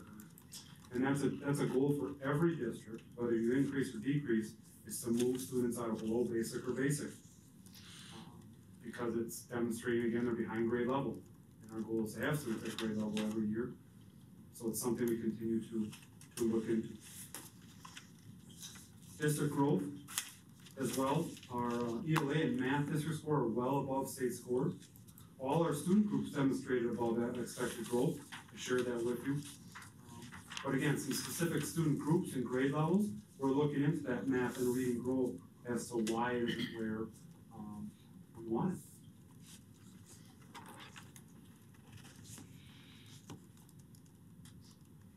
Closing gaps, again, this is the volatile page. So last year was 50 out of 50 in the NA, and these were out of 25 then. So now we have a bigger percentage of weight on these two areas. Okay, this was 50 out of 50, this would have been out of 25, out of 25, and numbers would have been in the teens, like this page, this side here. So we are overall in math above state scores, but because of this percentages, again, we're seeing lack of growth in both reading and math for some specific reading or specific groups. And we're aware of them, and we're working through those. Part of why we brought in, again, FastBridge to better progress monitor students after we benchmark them and help them grow. STAR at the middle school as well has been in their second year now and demonstrating success at being vision with that too. Nick, is the achievement gap, the gap between the third grade level of expected proficiency or where the top student third graders are, is the gap, if every kid had third grade proficiency, regardless of their income and disabilities, there'd be no gap? Or the fact that some kids are higher to start with, and so is the gap against proficiency, or is the gap between high and low students? It is by the white student group. So if they're above the third grade proficiency, there is a bigger gap. Right. Yep. Nick, is there any way to permutate the number if we had the 50 points for graduation? Good question. I don't know. Can ask that. I would definitely reduce. It's a number. Well, divide your 71 by 2, because then they'd be out of 25. I don't know if it's. I'm not sure if it's just simple. I bet it isn't, but I don't know where should I have, honestly. But I'll ask. I mean, it just shows you movement. It's not gonna change anything, but if it helps you understand, was there movement or not, it may. Well, we had 100%, we did, of that group, so we can't change the 100%. the fact that it was below 20, we had 13 out of 13. You mean versus last year? Yeah, well, no, it only counts if you have 20 for 20. Greater than 20, yes. Or 19 for 20 or whatever. You have We to could have 20 literally at been the end. 19 for 19, we could have, and we could dig and find if we had 19 kids graduate with all those, and be 19 for 19, but we're below 20, and we had a cutoff. Well, yeah, I understand. That's not what. And so, yeah, we know. It's probably more time spent than spending it on other things that take us really Okay. forward. So we should be really proud of this page again. I put an area review only because it's always, we're always concerned about, again, students that already have all these barriers, and as I explained, we've become drivers. How big of an issue is that? What's that? How big of an issue is it? Is what? Absenteeism. It's very small, in our district, but it's still, in the subgroups, it might be a little bit higher. I mean, is it 10 absences or 20? Is it 5? So, Is it? I can give a percentage here if you wanna speak to maybe what you guys. No, just on an individual basis, the kid that's absent a lot, are they absent in a semester 20 times or? Well, let me ask this, Jason, how many kids have you taken to truancy court? Last year, none. The year before, 6. What's a tipping And what point for you? signifies, right? At the high school? Signifies at the high school Seven. is 10 unexcused absences, which includes 3 tardies equals 1 unexcused. In the year or the semester? In the year. And that's just a state law, Yes. so Yep. that's what we all follow. Hammond statute, yep. And our virtual kid who never showed up factors into absenteeism. Well, I believe there's some criteria where at some point you say you're no longer a part, and I don't know what that is. You wanna, are there 3? 3 weeks in a semester, not meeting the minimum requirement. Correct. So if they don't meet requirements in the 3 weeks, or. And we have gone through that truancy type process with benchmarking kids that aren't making progress. So we've had that discussion with virtual students. Now, the absenteeism, that is unexcused absences, doesn't have anything to do with illnesses or inability to perform.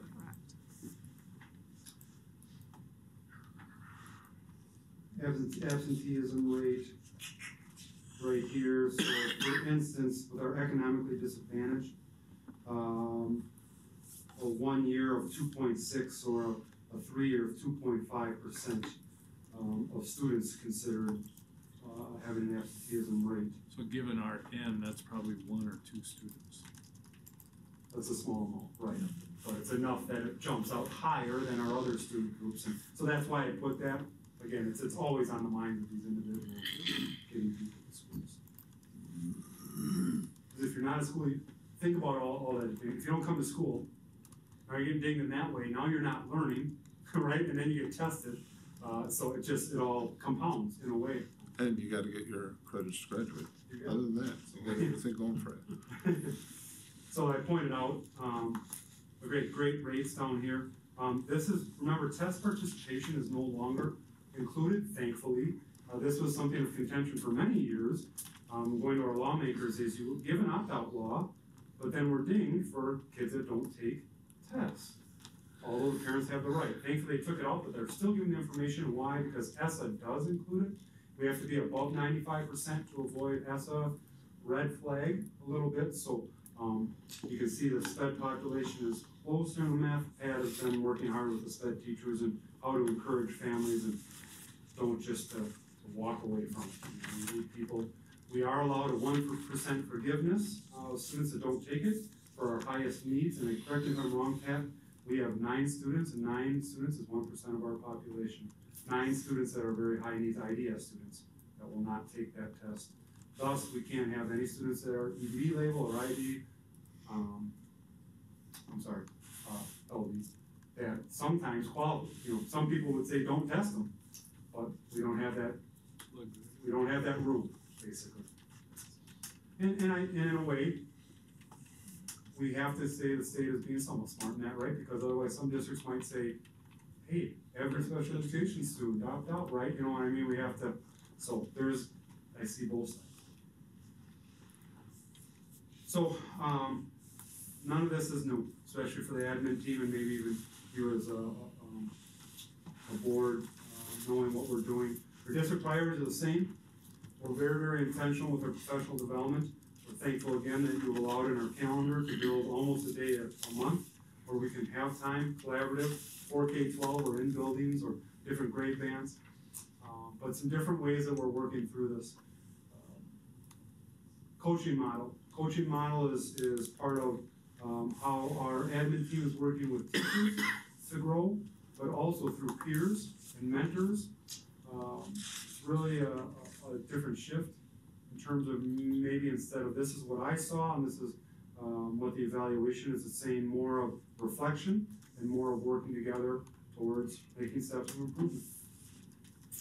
Collaborative rounds as well. That's where our teachers are going in and watching their peers in their classrooms and then having discussion afterwards and trying to steal from each other, learn from each other, and offer suggestions to each other. More of the coaching model. Use of student assessment, self-assessment. All of our buildings are doing that. So students can reflect on their own learning as well as the learning they're receiving, the teaching they're receiving, and we can make adjustments as staff with that. Standards-based assessment, grading, reporting. Middle school and high school will be 100%. Going into next year, we'll be a K-12, 4K-12 district. CISA individuals are already asking us to prepare to share at the end of the year about our process and how we've reached this point. Many districts talk about it and want to do it, but haven't invested the time, the sweat, and the effort in doing it, especially at the secondary level. So know that Central is probably at a point where we're in implementation. We're past initiation, we're in implementation, and within a few years it'll be institutional, right? Where it's just the norm. It's expected. And we can expect other school districts probably to be asking us questions and wanting to see what we're doing.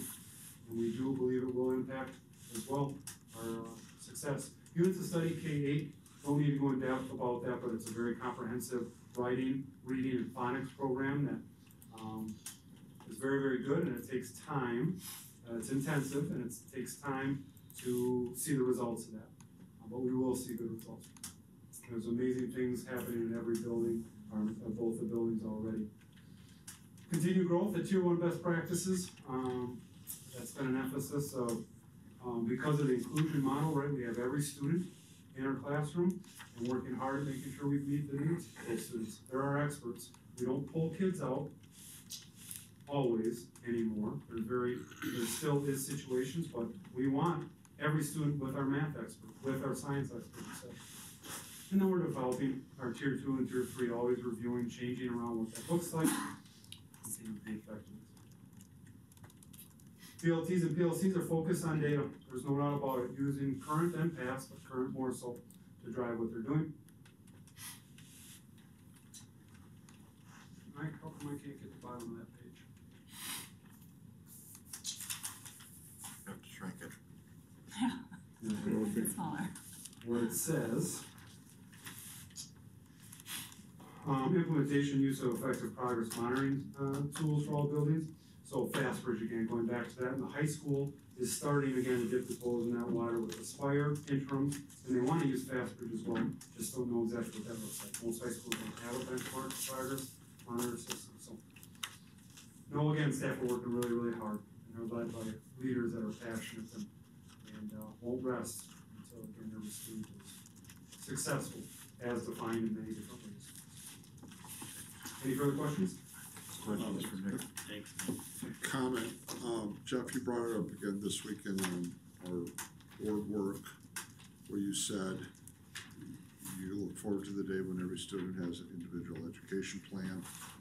And we know that'd be a huge investment in program, but there are so many things in here that just scream students would benefit from an individual education plan, no matter the student.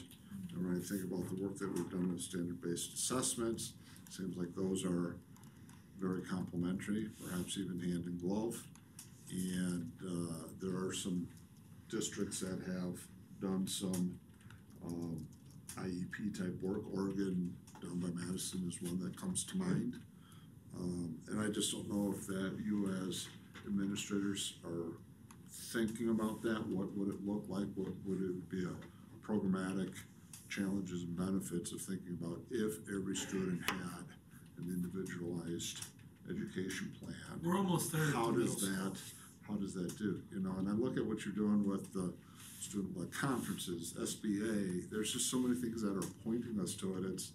Are we close and it's a Fosbury flop over the bar? Or is it, you know, we gotta build a track so we can put in a pit to even put the bar in to think about how we're gonna even run at it. I don't know. Appreciate that, you know, and I think of GT is another part of that avenue, right? Absolutely. We increased in GT. I think at the high school, it's natural with academic career planning.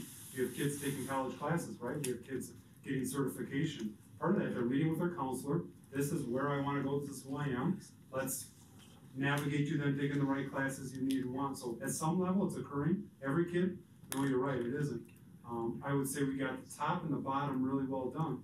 We're working really hard with at-risk students that aren't identified as SPEDs, right? But they're at risk for whether it's dropout or whether it behavioral issues because of their lack of success or behavior leading to academic, vice versa, right? That we're working with and really trying to individualize. We already have IEPs with SPEDs. We have, for lack of a better term, that bottom tier we're really taking care of. And then our upper tier students are getting that support through GT and especially when you're in high school, that track. Every kid knows, but I was thinking the same thing with the self-led conferences, right? Students knowing more about themselves and articulating that. So I'd like to look into Oregon more. I know that district, just that's where I grew up right around that area, but I haven't heard about that, every student having an IEP. And I think and they did the same thing for their teachers. They have a professional learning path for each of their teachers. At Oregon? Yeah. Is that from Lee, the teacher in it? I don't know. John and I went to a thing. We saw it at school board updates. Lee Britzel, I didn't know if he'd shared that with you. No, But he was surprised by that. Before we talked to Lee. Okay. Sorry. But it isn't that you have 350 IEPs in the high school. You really have lanes.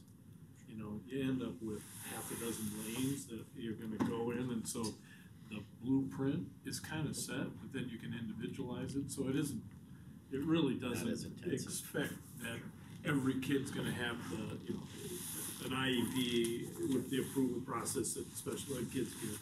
But at least parents and students say, yep, that's the path. I mean, when my kids were in 8th grade, are you gonna go to college or you're not gonna go? I mean, those are the two pathways. So you took these classes if you thought you wanted to go to college.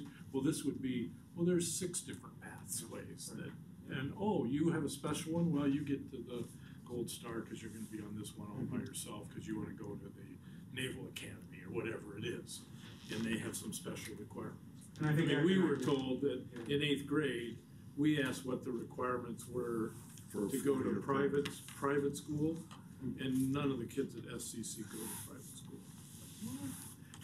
I mean, but that was the answer we received, when you were designing your high school. Well, we could have those conversations. Now, I don't think it has, we just start moving in that direction. It doesn't have to be perfect. It's just start improving. That's all done for us. Addressing chunks of. That's all done for us, Jeff. Yep. They have career clusters, career pathways, all the way from one-year tech schools to, in these career cluster and pathways, they have virtual tours for kids to even tour colleges that go along these pathways. They have it all done already in the state of IEP Wisconsin. is wrong, we can't call it IEP. I know what you're saying. But we should come up with a name. They have it set. We should come up with a name that. It's an academic and career plan. That's the way I really, that's what in my mind I think. But even more than what do I wanna do when I grow up, it's how do I learn math? How do I learn English language arts? How do I interact in character and PBIS? And how do I take those other influencers in my life and work through them, not around them or past them, but There's a lot of questions there's kids a lot answer in your right. student-led conference. Yeah. Every one of those questions, they talk to their parents about their struggles in math, reading, etc., their accomplishments in those. They talk about their character, and they set goals regarding all those for their next meeting. I think we're closer to that than maybe we hear right here. Yeah. So. Could be good insights. Okay, other questions for Nick? Thanks for your time. Thank you. Well, I would like to thank you, Nick, because I can quite frankly tell you, I looked at the scores last Friday and I was disappointed in them. And to hear the explanation of some of the stuff that's going on with the state and the goals that we're doing and the things that we're doing and looking at where we've improved, just helped restore my confidence in it. And I guess I appreciate it, and I appreciate the hard work that everybody's doing, and I think we'll get to the goal that we're all looking for. So I appreciate your time and explanation on that, and I want to thank the staff, teaching staff, administrative staff, for taking the time to take this stuff to heart and keep us going in the path that we've chosen. So appreciate it. Thank you. Thank you all.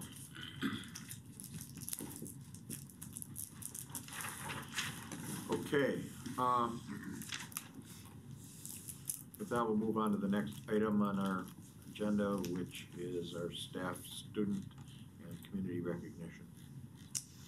There are several this month. A recognition to Sally Vangness. Congratulations on your individual accomplishment of setting the schoolgirls golf state record for total shots. We are proud of you and all the hard work you've put into the sport.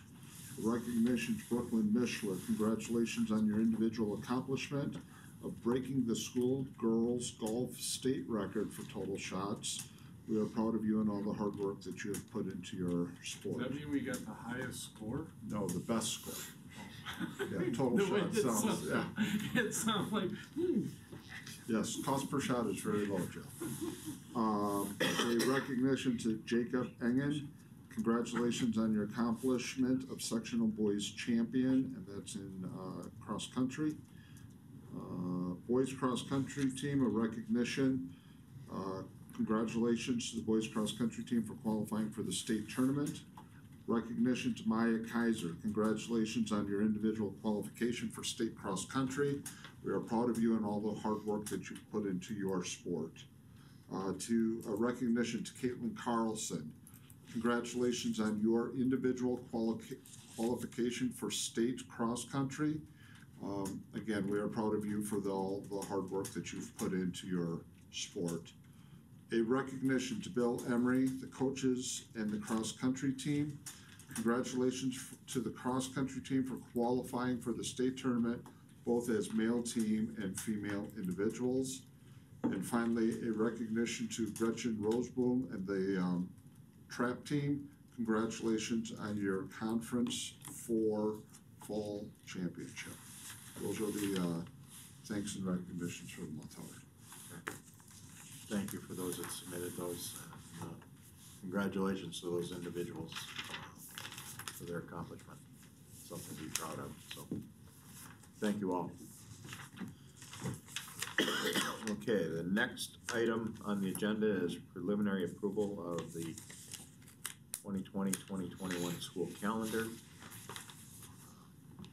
this year brought it a little earlier than typically. Wanted to get working on it right away. This is just kind of a first look, and we would be looking to come back in December 9th for final approval by the board. So just some highlights to point out. Number one, we decided going against the August, start of school day. We called summer school, went away from that. Just didn't think the return on that was worth it. So we're going to the traditional September 1st start date. Otherwise, you see a pretty typical calendar, very comparable to this year.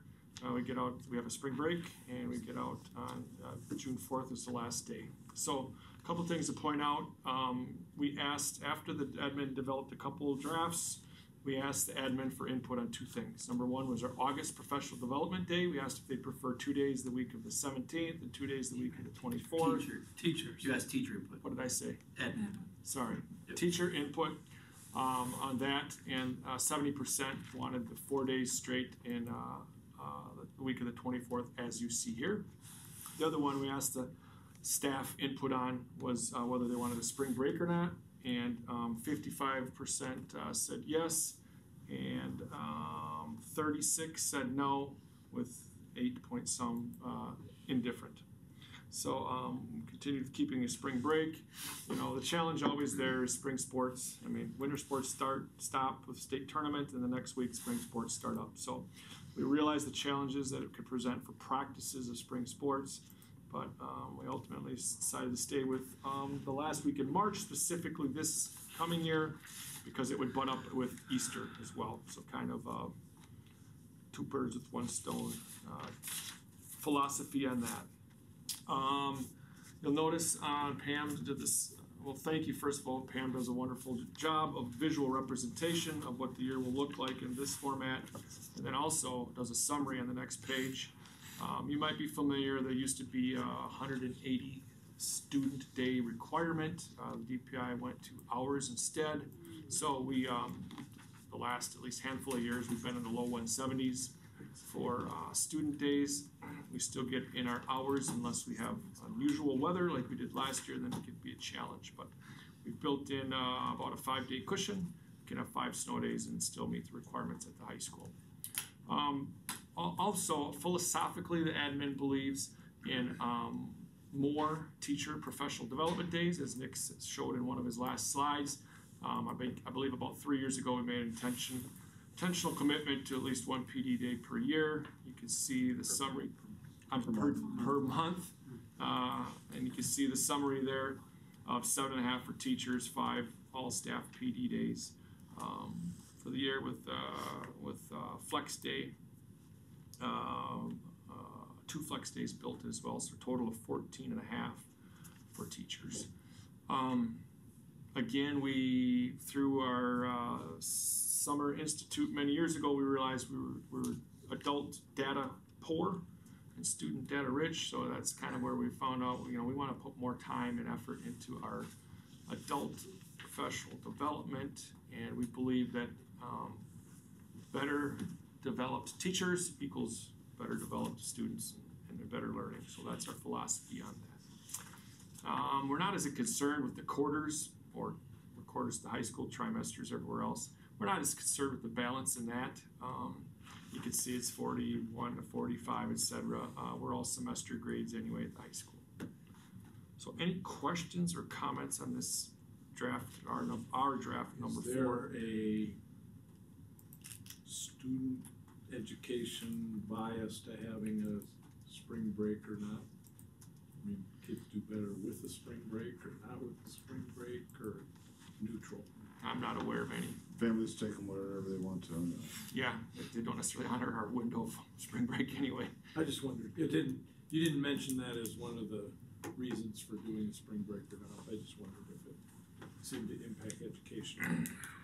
Not that I'm aware of. Kind of more The family break friendly. doesn't hurt in there, I'm gonna tell you, because it's a break for the teachers, and happy teachers, happy kids. Is that pushed later to try to back it up to Easter weekend this year? Yes. Yeah. It is, okay. Yeah. That's fine. I guess the question I asked you earlier, Tim, going from 172 days to 171 student days, is that going to make a significant difference in our educational performance with our students? When we're trying to drive student achievement, still looking, FaceTime in the classroom is important. And though we're decreasing that by another day, I guess I'm wondering if there's adjustments that can be made to make up that day somewhere, or There is. It would be Yes. taking a teacher flex day or professional development day away. We were kind of bound by the 190 as we operate. Yeah. 190, so it'd have to come out of there. But we're going up 3 PD days over this year.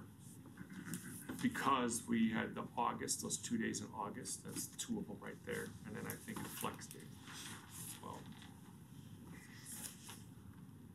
So, we could, I mean, So you that's, asked what us you're to find- saying is that's not really like for like, I mean,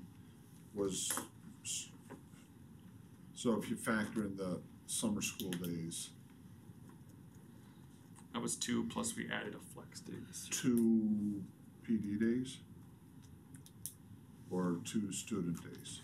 We added 2 well, PD days, cause we couldn't count them as student days in August.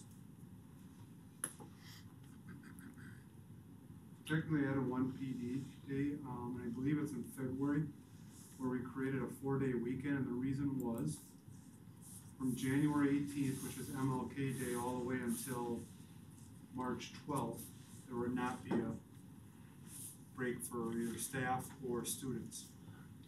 So we made that a 4-day weekend for students, a 3-day weekend for staff.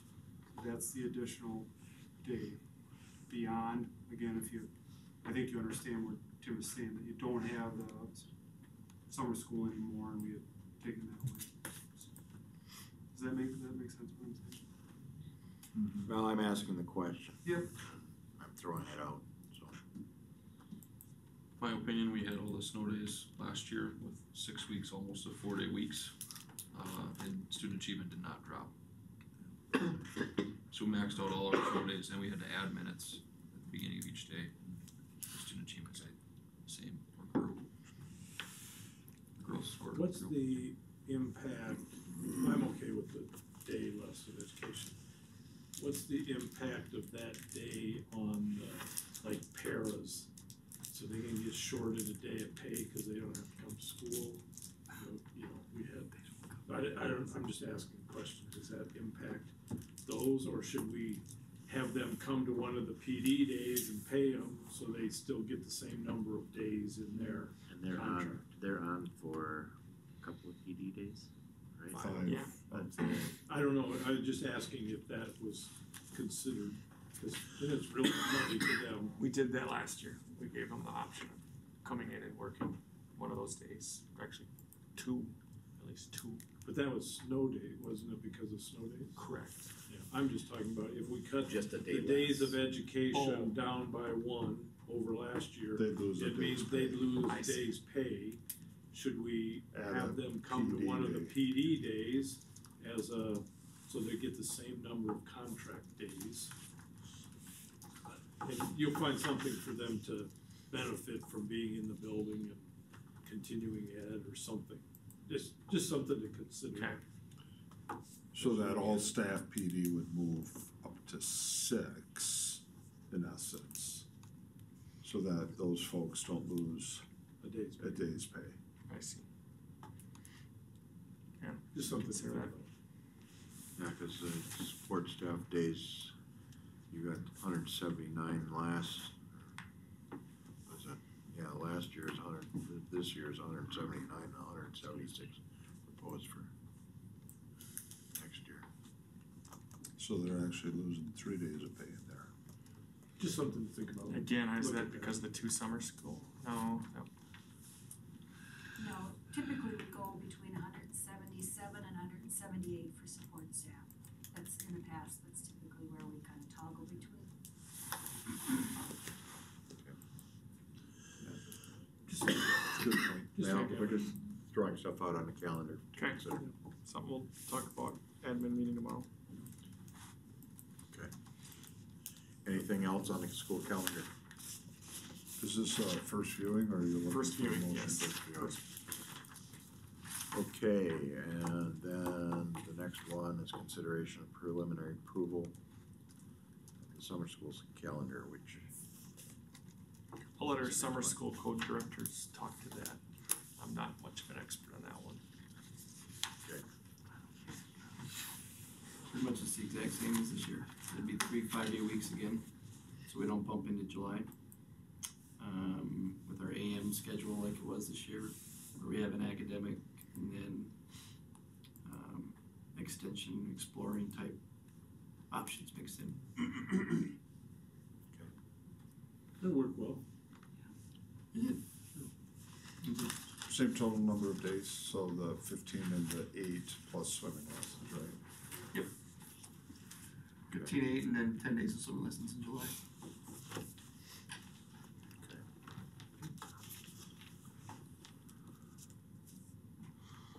So, I guess I don't know if we need to formally approve that right now, or we'll approve all of them together. Approve them all together tonight. Okay. Okay.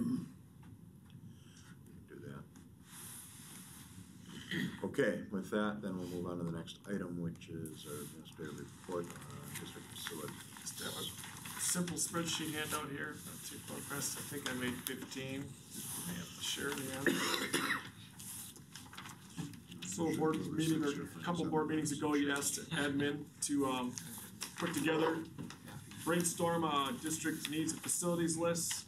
So again, a simple, we spent a couple hours together, admin team, Greg, Chad, Jen. Brainstorming is kind of broke it down by building, and then we also added district, technology, and other. So very preliminary, a few things we did have costs and estimate on, we plugged them in there, otherwise we just, we haven't even got close to trying to get numbers. Just kind of a preliminary list of what we could use. It didn't take long to fill up 3 pages. Be careful when you photocopy this, if you miss the back page, you can.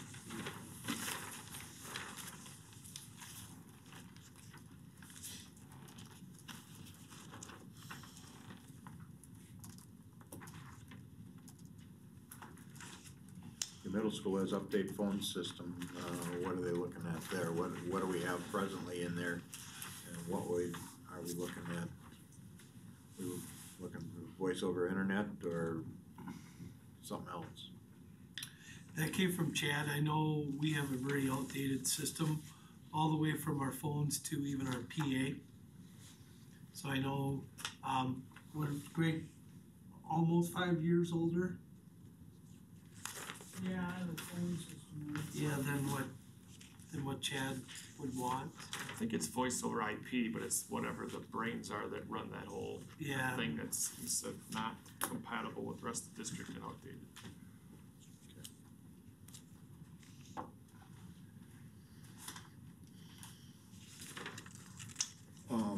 Tim and Jason, I know we have the, gift from Betty McLaughlin's estate for women's athletics. Are we still thinking about, using that to improve, was it the softball facilities? In the process, yes. In the process. Just invested in, 3, new training coaches, because they're just rotting out of the ground. Just a sidebar, I ran into her niece at, I guess it was down in River Falls at an event down there, and, so just, you know, maybe if there's progress, a reach out and acknowledging some of the things that are in play, that's an offline thing, so.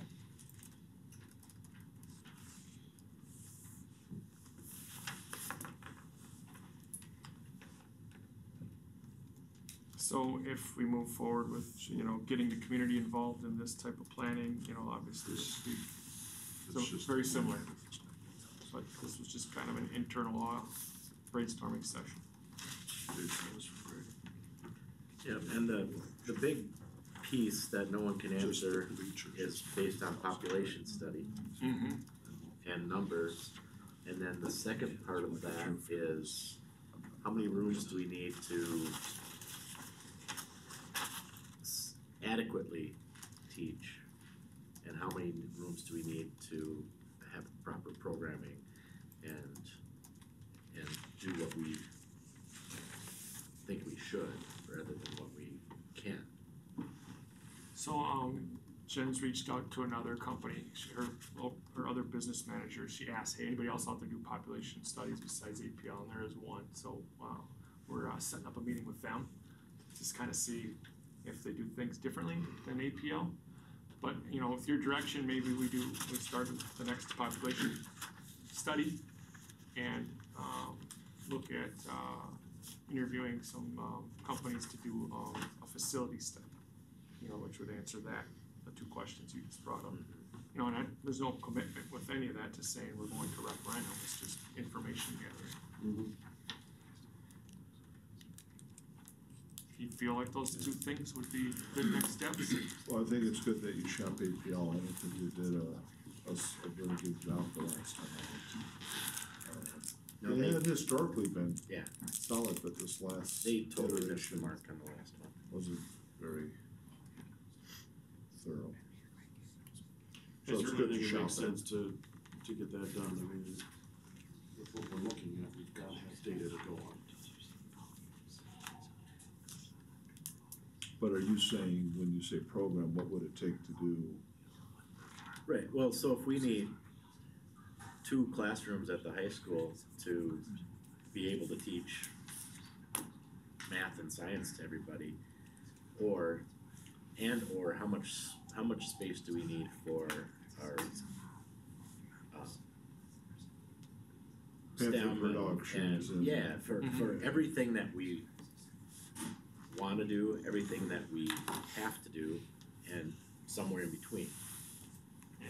Because just cause you have enough desks, and that used to be the measure. Doesn't mean you have the right spaces. Right.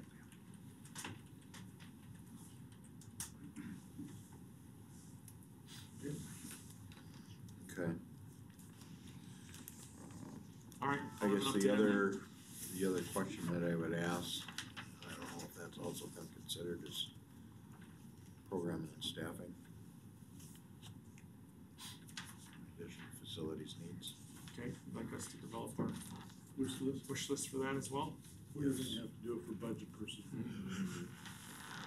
And I don't know if it could be started to be developed now, but it probably changes based on the population study. For one thing, because if a population study says we really don't need more space for 5 years, then we have to figure out the programming within the space that we have and see if we wanna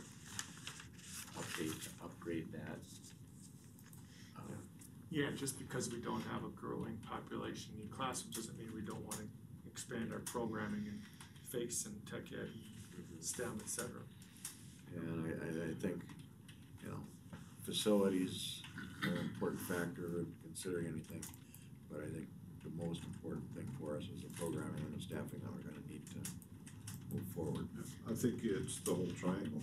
And you'll see some of that reflected in here, whether it's, basis for school sites, et cetera. Some, but yeah. So if we Okay.